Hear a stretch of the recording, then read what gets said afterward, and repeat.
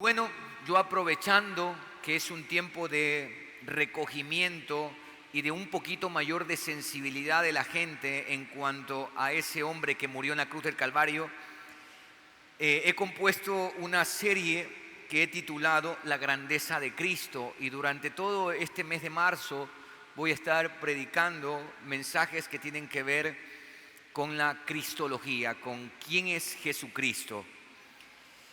Y terminaremos, Dios mediante, el día domingo 31, que hablaremos de el Cristo resucitado en ese culto de resurrección que tendremos el domingo 31 a las 6 de la mañana. Desde ya están cordialmente invitados.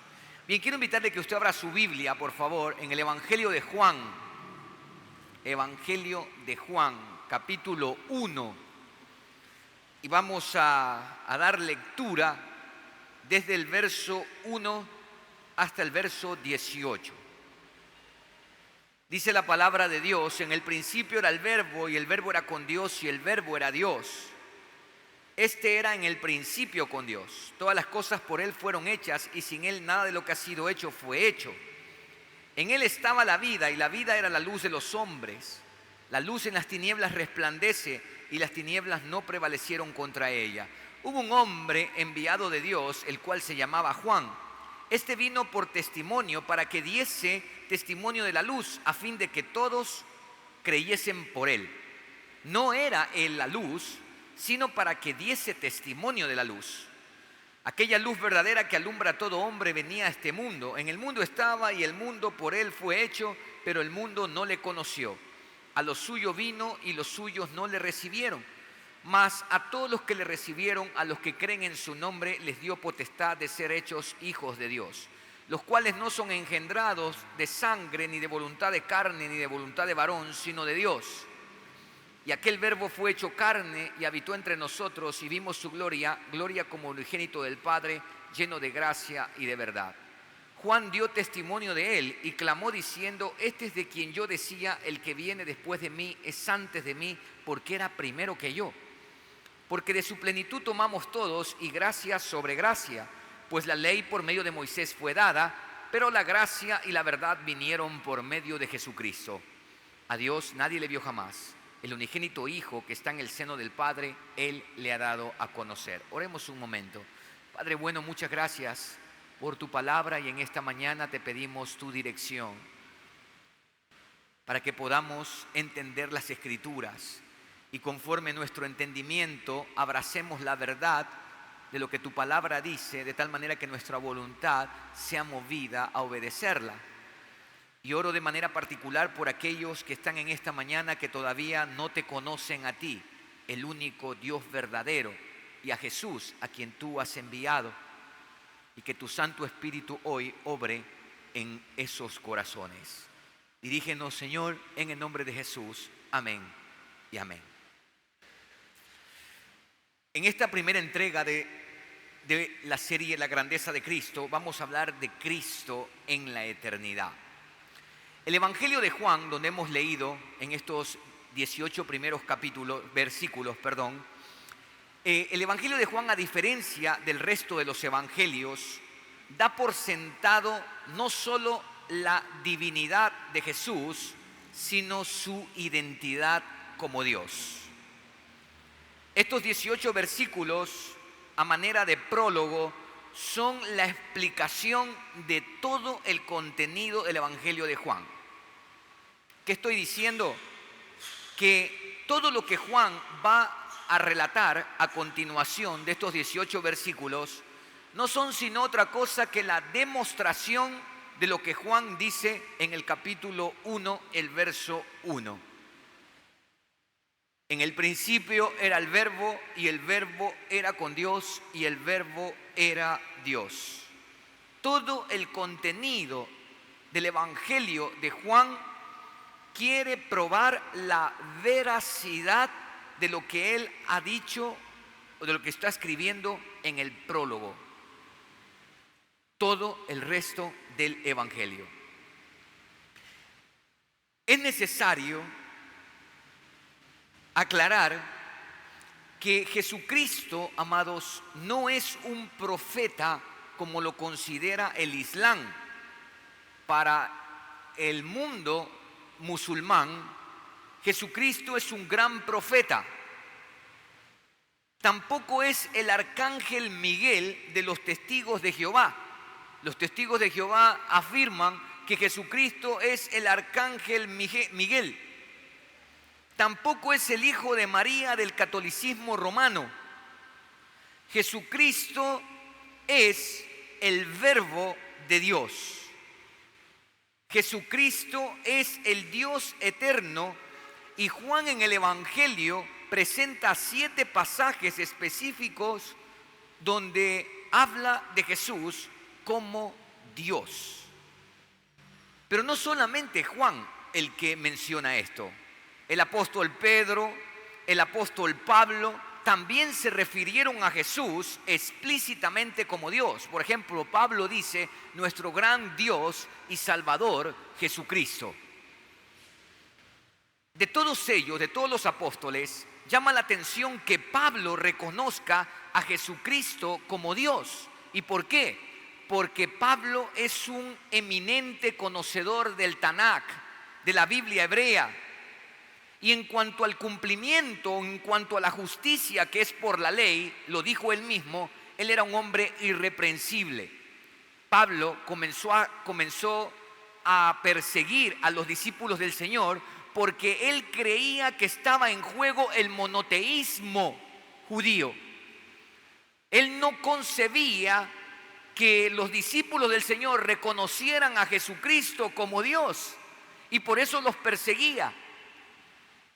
Y otra cosa importante, amados, es que Jesucristo no fue a la cruz ni por los milagros que hizo, tampoco por las declaraciones que pronunció de su boca. Jesucristo fue a la cruz, fue condenado por el Sanedrín porque él dijo ser Dios.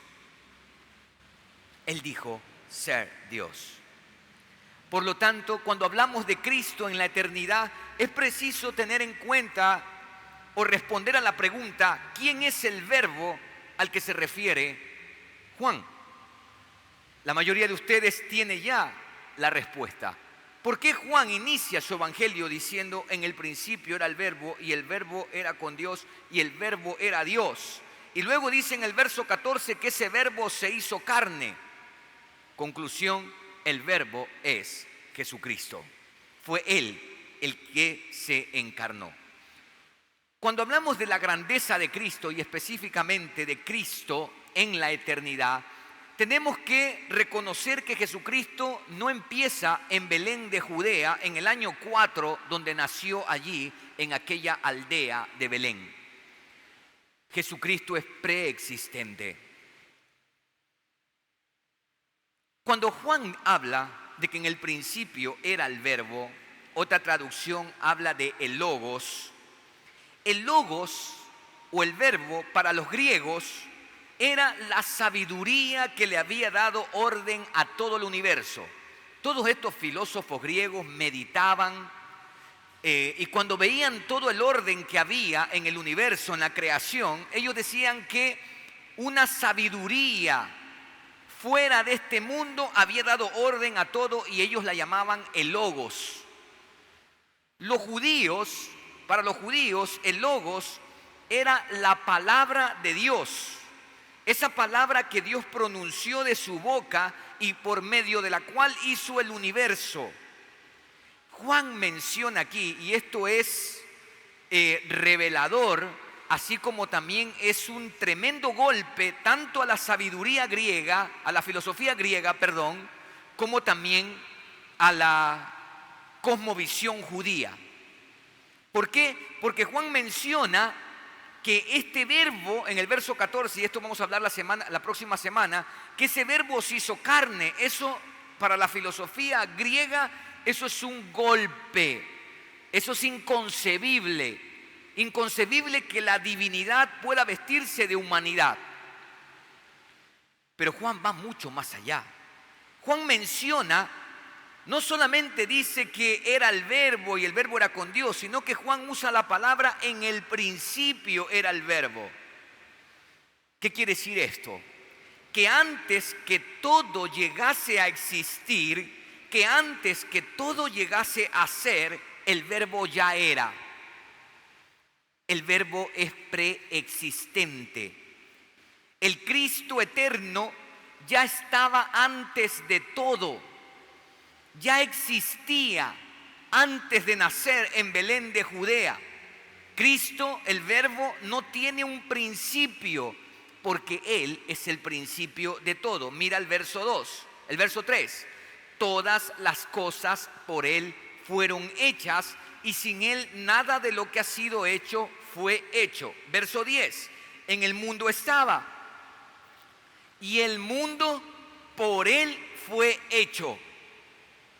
Todo, absolutamente todo. Y mira lo que dijo Juan el Bautista, verso 15. Juan dio testimonio de él y clamó diciendo: este es de quien yo decía, el que viene después de mí, porque Jesús nació 6 meses después de Juan. Por eso dice: el que viene después de mí es antes de mí, porque era primero que yo.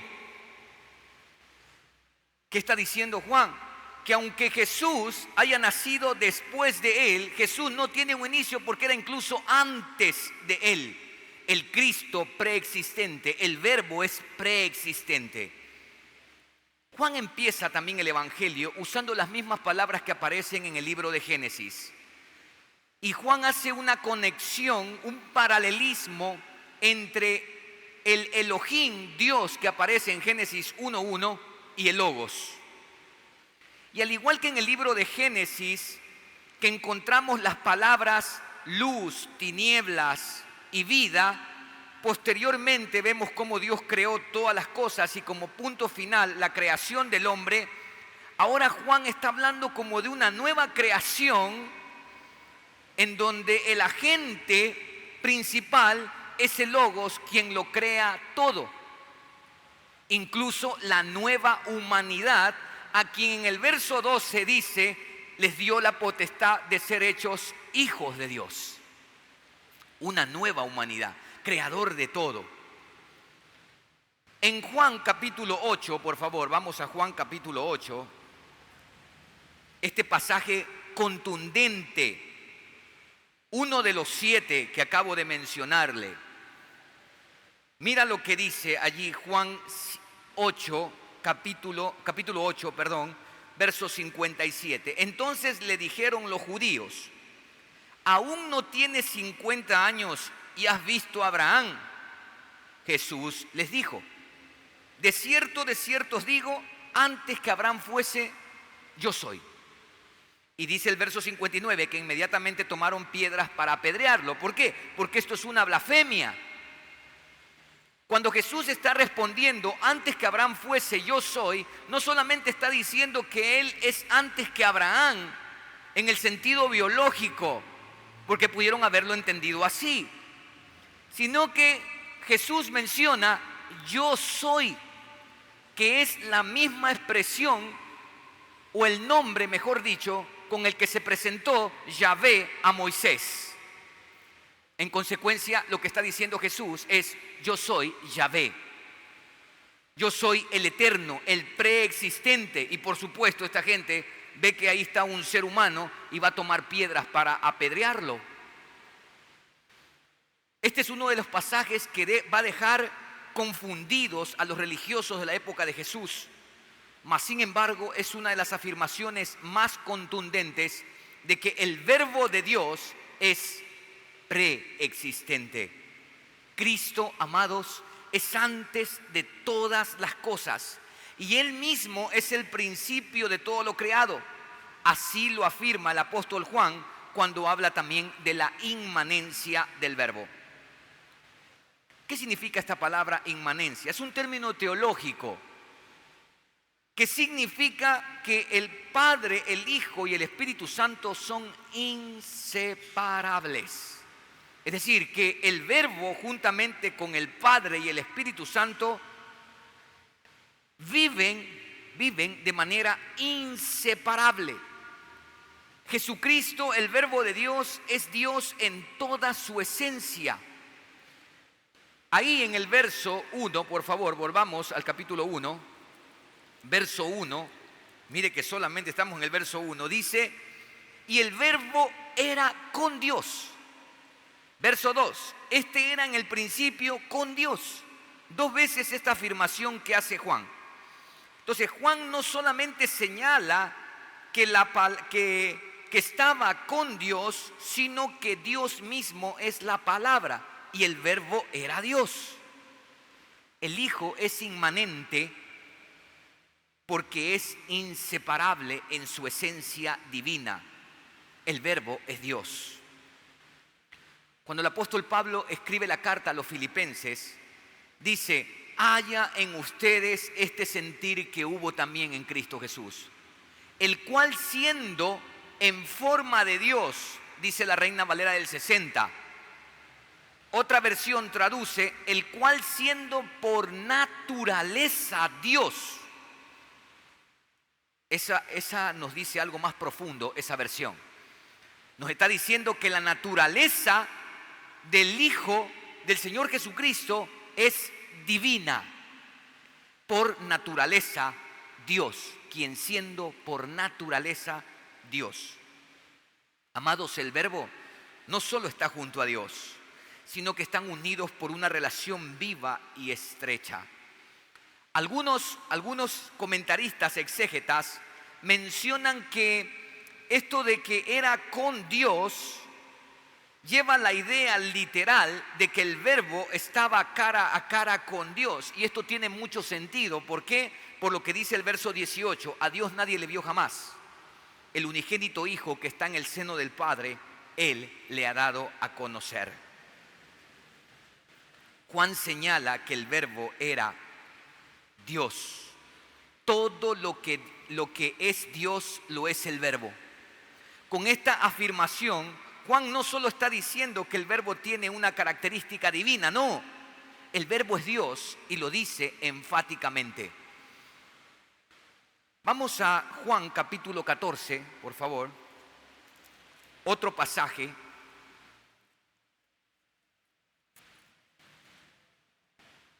Desde el capítulo 13 del Evangelio de Juan hasta el capítulo 20 son horas en la vida de Jesús, en la vida terrenal de Jesús. Horas.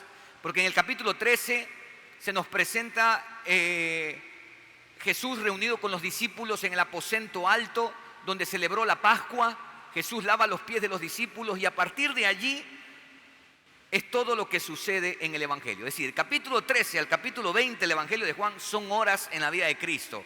Por eso que en el capítulo 21 Juan dice que Jesús hizo muchas cosas y dijo muchas cosas, las cuales si se escribieran no habrían libros en el mundo donde se escribiera todo eso. Lo dice porque, imagínense, 8 capítulos son horas en la vida de Cristo. 8 capítulos de los 21 que tiene el Evangelio de Juan. Bien, Jesús está reunido con los discípulos y les menciona que Él va a morir, que Él va a ser arrestado, posteriormente juzgado, crucificado, va a morir, pero va a resucitar al tercer día. Y los discípulos no entienden nada y están turbados porque no entienden qué significa todo eso que Jesús les está diciendo. Entonces, frente a todo eso, mira el verso 8 del capítulo 14. Felipe le dice, Señor, ya, muéstranos al Padre y nos basta. Muéstranos al Padre y es suficiente. Y mira lo que dice. Jesús le dijo, tanto tiempo hace que estoy con vosotros y no me has conocido, Felipe. El que me ha visto a mí, ¿a quién ha visto? Al Padre. ¿Cómo pues dices tú, muéstranos al Padre? Si el que me ha visto a mí, ha visto al Padre. ¿No crees que yo soy en el Padre y el Padre en mí? La inmanencia del verbo. La inmanencia del verbo. Cristo, amados, es antes de todas las cosas. Y Él mismo es el principio de todo lo creado.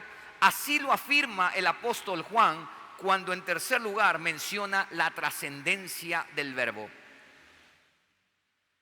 ¿Qué significa esto de la trascendencia del verbo? La trascendencia del verbo está vinculada a que el verbo está más allá del mundo natural. Jesús no es parte de la creación y la creación no es parte de Él. Porque de ser así, entonces el panteísmo fuese verdad. Hoy en día, y aquí un paréntesis, esta sociedad en la que vivimos, absurda y mundo al revés.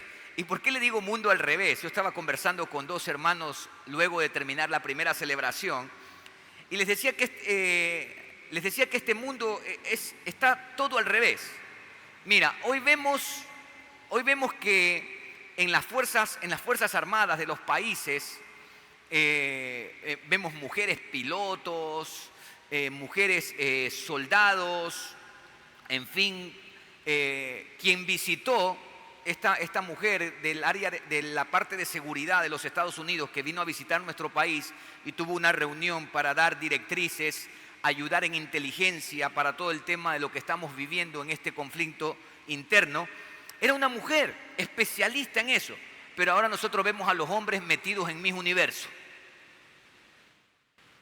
Imagínate, el dueño de Miss Universo es un hombre que según él se ha transformado en mujer. Hoy vemos a las personas gastando tanto dinero, sacando a pasear mascotas, celebrándole sus cumpleaños, pero a los ancianos los tenemos metidos en la casa. Desprecio hacia la ancianidad. Tenemos leyes que protegen la barbaridad hacia los animales, pero también leyes que matan al niño en el vientre. Es un mundo al revés. Es un mundo al revés, es un mundo loco, es un mundo en caos. La sociedad es un caos. Amados, el árbol no es Dios, el perro, el gato no es Dios, por favor, no es Dios. El verbo es trascendente, está más allá del mundo natural. Jesús no pertenece a la creación y la creación no es parte de Él. Juan señala que fue por el verbo que las cosas fueron hechas. Dios dijo y fue hecho. Si se me permite esta licencia de forma que podamos entender cómo es la obra de la creación entre el Padre, el Hijo y el Espíritu Santo, es que el Padre es quien planifica, el Hijo es el que lo lleva a cabo y el Espíritu Santo es el agente constructor. Por eso en Génesis 1:1 leemos: en el principio era el verbo, en el principio creó Dios los cielos y la tierra estaba desordenada y vacía, un caos. Y el Espíritu de Dios se movía sobre la faz de las aguas y dijo Dios, el Logos, el verbo. Y comenzó todo el orden natural de las cosas. El Hijo trasciende a la creación, amados. Así como Leonardo da Vinci es superior a la Mona Lisa, de la misma manera el Creador es superior y en nada se asemeja a su obra. Así como la Mona Lisa solamente refleja la capacidad de Da Vinci de crear, de pintar, la creación, todo lo que nosotros vemos, refleja los atributos del Señor. Por eso es que el salmista declara que los cielos cuentan la gloria de Dios y el firmamento anuncia la obra de sus manos. Por eso es que Pablo dice que las cosas invisibles de Dios, su eterno poder y deidad, se hacen claramente visibles en las cosas hechas, de modo que los seres humanos no tienen excusa. Cristo, el Verbo, trasciende a la creación. Cristo es antes de todas las cosas. Él mismo es el principio de todo lo creado. En cuarto lugar, Juan afirma la gloria del Verbo. Quiero que vayan por favor ahora a Juan capítulo 17. Ahora, el desafío para ustedes va a ser que durante este mes lean el Evangelio de Juan. Si leen un capítulo diario, lo habrán terminado antes que culmine este mes. Así que les animo a esto. Juan capítulo 17.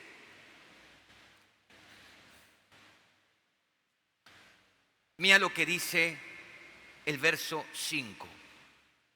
Ahora pues, Padre, glorifícame tú al lado tuyo.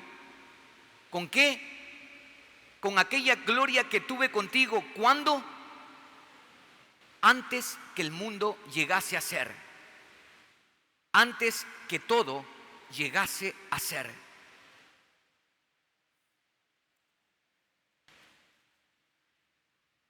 El Hijo, al igual que el Padre y el Espíritu Santo, según este texto, permanecían en un estado eterno de gloria. El mismo Juan está recogiendo esta declaratoria, esta oración de Jesús, para aquellos que dicen, bueno, ¿y qué estaba haciendo Dios antes de crear todo? Seguramente haber estado aburrido y por eso creó todo el universo. Y comienza la gente dizque a filosofar con respecto a qué pasaba antes de que todo llegase a ser. Bueno, leemos en este pasaje que el mismo Señor Jesús dice que estaba en un estado de gloria antes que el mundo llegase a ser. No es que Dios necesitó crear el mundo, crear a los seres humanos para sentirse bien. Porque si así fuese, estamos hablando de un Dios que tiene necesidad de, y por lo tanto no puede ser Dios. Dios no necesita de nada. Vivían en un estado eterno de gloria. No necesitó crear al mundo ni a los ángeles para que le glorifiquen, pues Él permanece, no necesitó crear absolutamente nada, porque Él permanece en un estado eterno de gloria. Jesús dijo, orando a su Padre, glorifícame con aquella gloria que tuve contigo antes que todo llegase a ser. El verbo de Dios, amados, es preexistente, es inmanente, es trascendente y vivía en un estado eterno de gloria. Cristo en la eternidad. El Dios y el verbo son uno, no solo porque las Escrituras, como lo he comprobado, lo enseñan con claridad, sino también porque solo el infinito Dios pudo llevar sobre sí todo el castigo del pecado de los hombres. Cualquier otra criatura no hubiera podido cargar con ese castigo. Por eso es que la salvación solamente viene del Señor y todo el mensaje de las Sagradas Escrituras está designado para mostrar que ningún ser humano, ninguna criatura hubiera podido jamás salvar al hombre. Solo y únicamente Dios podía. Solo quien era verdadera y completamente Dios y a la vez hombre podía constituirse en el mediador entre Dios y los hombres para llevarnos de vuelta a Dios, para darnos a conocer a Dios de la forma más completa. Todo el conocimiento que los hombres dicen tener de Dios es ajeno a Dios. Lamentablemente, a través de la historia, amados, aquellos que dicen conocer a Dios, tengo una mala noticia que darles, porque usted conoce a un Dios hecho a su imagen y semejanza, pero no al Dios de la Biblia. Así como sería algo irracional e ilógico que yo trate de definirlo a alguno de ustedes y decir que los conozco sin tener ninguna relación y hacer aseveraciones de su carácter, de su personalidad, sin conocerlos, me llamarían mentiroso y loco. De la misma manera, hoy cuando la gente dice conocer a Dios fuera de lo que Él ha revelado acerca de sí mismo, no es más que un Dios hecho a su imagen y semejanza. No hay nadie quien pueda conocer a Dios fuera del Verbo, porque en Él, en el Verbo, habita corporalmente toda la plenitud de la deidad. Solo a través de Él. Él es el único mediador entre Dios y el hombre para llevarnos de vuelta a Dios, para darnos a conocer a Dios de la forma más completa. De modo que sí, amados, sí, el Verbo es completamente Dios. Y por eso podemos estar seguros de la salvación, porque el Verbo se hizo carne, como dice el verso 14. Él se encarnó y es el tema que trataremos la próxima semana. Volviendo a Juan, el capítulo 1, mire el verso 12.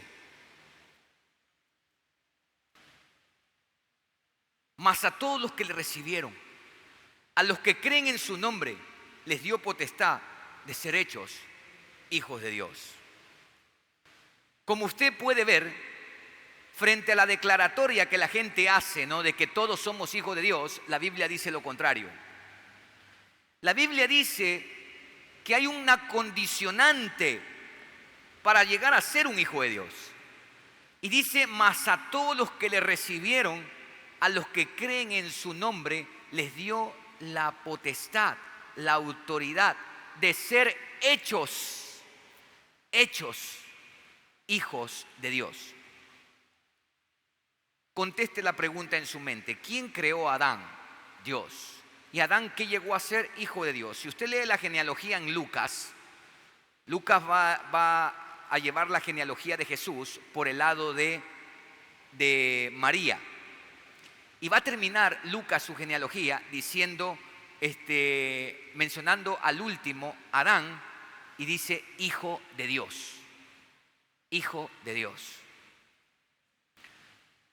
Cuando vemos en Juan que mas a todos los que le recibieron, a los que creen en su nombre, les dio la potestad de ser hechos hijos de Dios, está hablando de una nueva creación, de una nueva humanidad a través del postrer Adán, el Señor Jesucristo.